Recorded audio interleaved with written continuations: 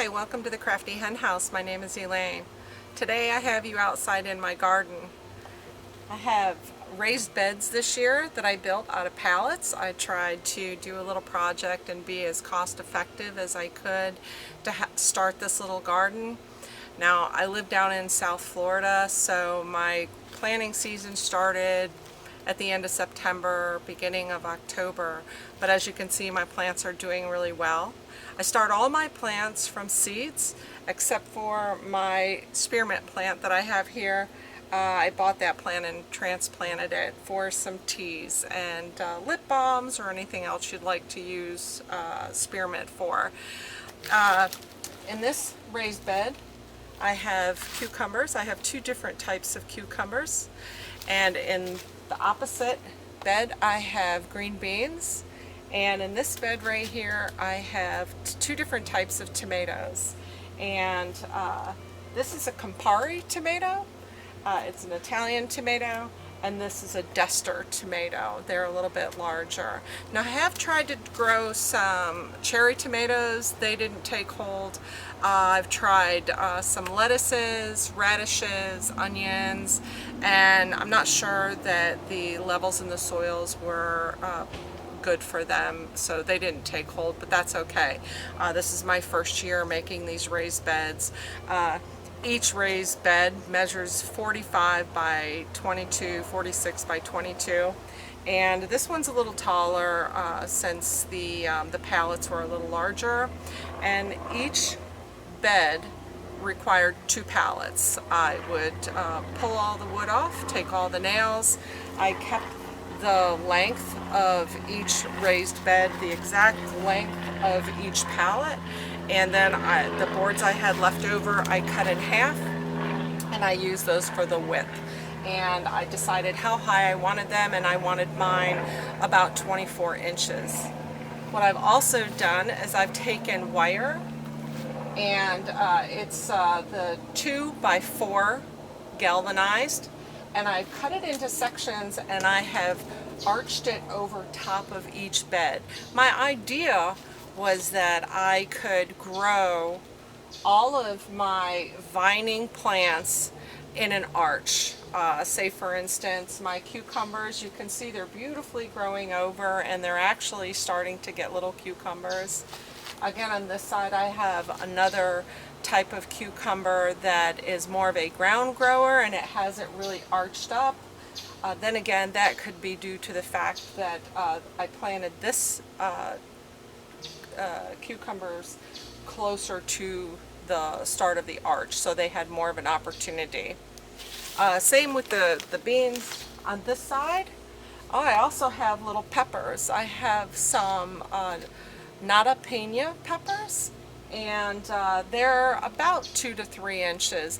I've transplanted them once. They may have gotten a little larger if I had left them, but I moved them over when I had only planted one side of the green beans on this back box. Again, these are tomatoes. Tomatoes I've transplanted twice as well, or once as well. And now the Campari tomatoes are tomatoes that I buy in the grocery store, and I cannot find the seeds for them. So what I do is I take my tomatoes and I will cut them, put them on a paper plate, let them dry out. Then I take all of the seeds and I save them into little bags so that I can grow them in my garden. They're wonderful little tomato. However, the Dester tomatoes came in a pack, and I'll show you the pack in my little box of seeds that I keep on hand. This is my little box that I keep all of my seeds in. It's nice to keep your seeds in a dry place so that they won't get moldy or get too much moisture. When I find different flowers that I really like, I'll keep them in a Ziploc bag and I'll save them. Same with I have a couple buckets behind the cucumbers, and they actually have some red peppers, green peppers, and yellow peppers in them. And I was making dinner last season and came across these bell peppers that were just amazing. So when I cored them, I kept the seeds and dried them out. So I've got these little bags, yellow peppers, green peppers, and the red peppers. And then of course, these are my Campari tomato seeds that I saved when I purchased them because I cannot find the seeds. As well as I have all of my other vegetables packets in here. I have carrots, onions, cucumbers. I haven't tried all of these seeds this year since I am going with smaller beds. I didn't want to overwhelm the bed. I wasn't sure exactly what would grow and what wouldn't grow. Another process that I have taken on is I've done a chart. Now this chart, move up closer to you, I've decided to take and list all of the vegetables that I have and that I've decided to grow, and I've listed how many days it takes for them to germinate or sprout. This row right here is the days that they were planted and some of them when they sprouted. Also, this is where I've listed where the seed depth is, how you plant, how far apart you should sow them, and how many days until harvest. And then this is my approximate day when my vegetables will be harvesting. So I've done this sheet just as an overall memory. So that's pretty much how I chart what my growing is for the season. And it's always a great reference sheet just to come back to really quickly. I bring this with me. I'm going to add some other information in here about the information of each seed that I plant. And again, let's see, I have some really great peppers that I bought this year. They're from a company called Baker Creek Heirloom Seeds, and these are the nata pinas. They grow about the size of a jalapeno, but they're not hot, they're sweet. Again, I've grown the red peppers, the yellow peppers, the green peppers, the tomatoes, the Dester tomatoes, and also the Campari. I absolutely love those.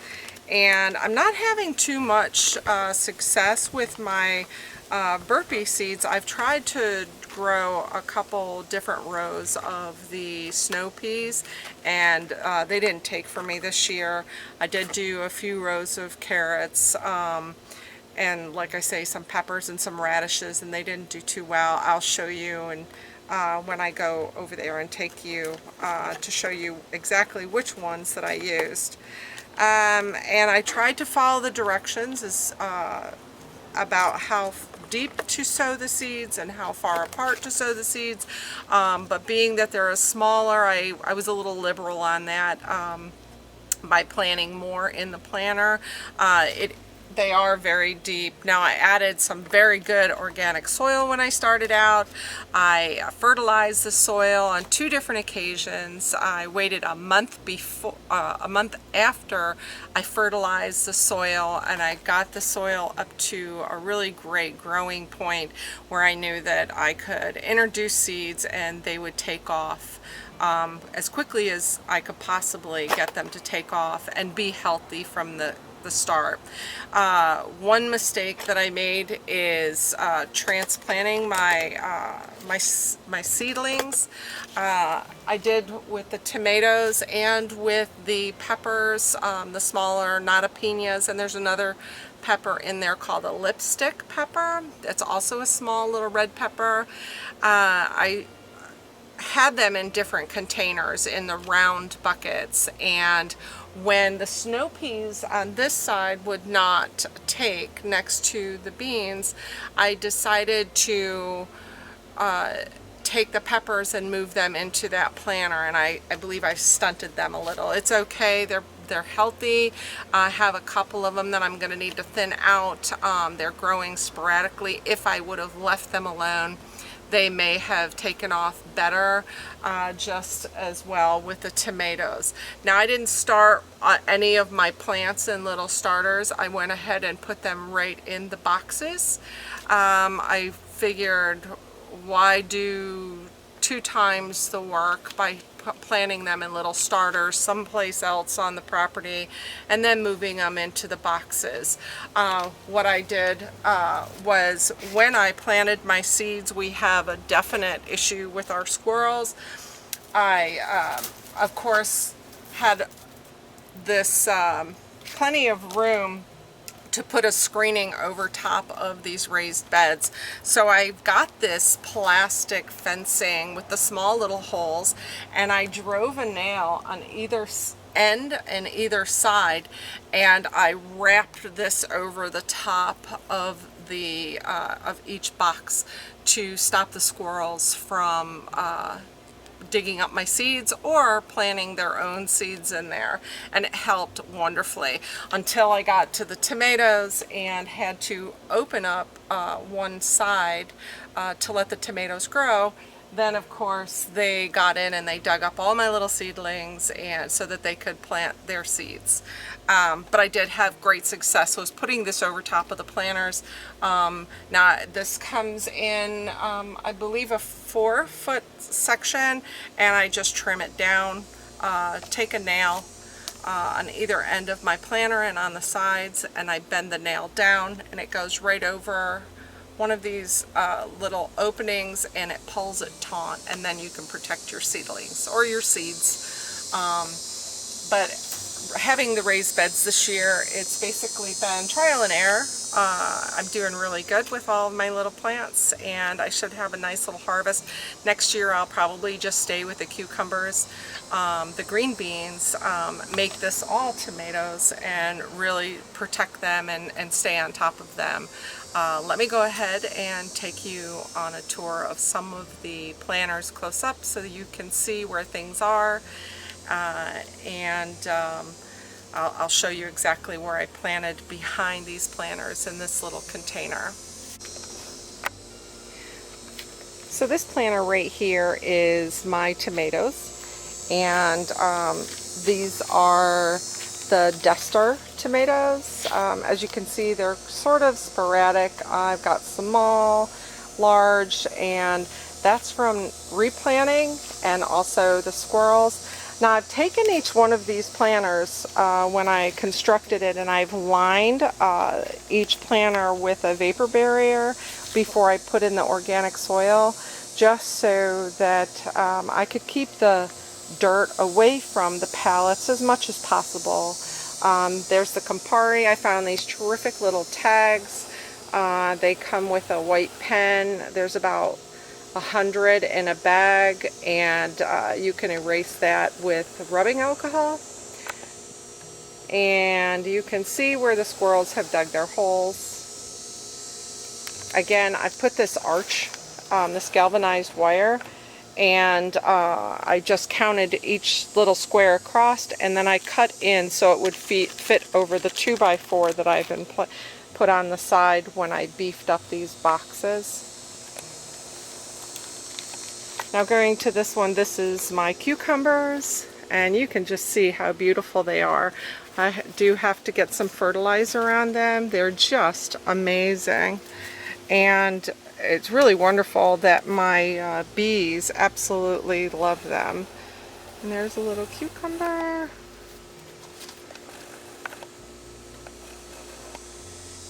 And I'll go ahead and probably this afternoon I'll get some spray on them for the little ants. I'm not too concerned about that. I try to use some organic spray.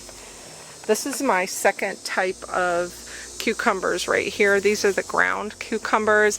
You can see my little tag where it says radishes. I had tried to grow some radishes, and there they are.